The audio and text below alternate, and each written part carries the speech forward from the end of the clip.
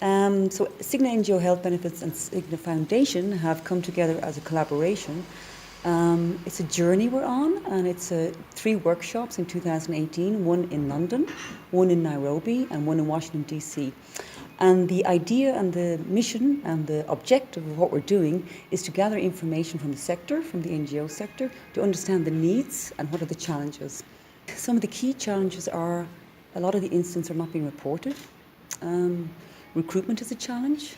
We can see that there's a lot of improvement in terms of the process and how they recruit people, because that is exactly the first step. When somebody comes into your NGO, you need to understand their background, where they've come from, and if you can get some references. I think that's really key for NGOs.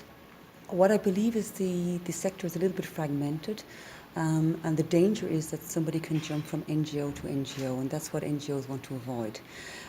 There isn't really a global database of employees, and that is a challenge. There are local sometimes, and there are databases that they can access, but it won't be exhaustive.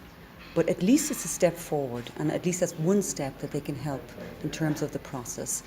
It's also from the HR perspective, doing that background check and getting that reference. This is key to go forward, to make sure you know who you're employing within your organisation.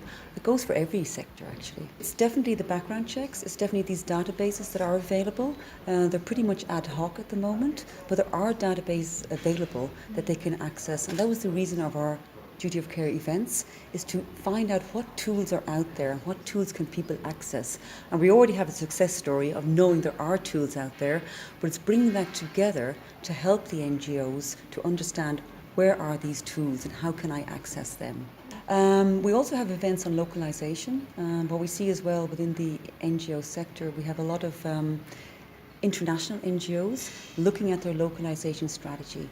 So what can you do for your local population? Because I think in the past the local population were very separate from the expats, and now we have HQ organizations looking at their expats and their locals in terms of insurance, in terms of pay, and access to care. And that's something that Cigna is looking at as well.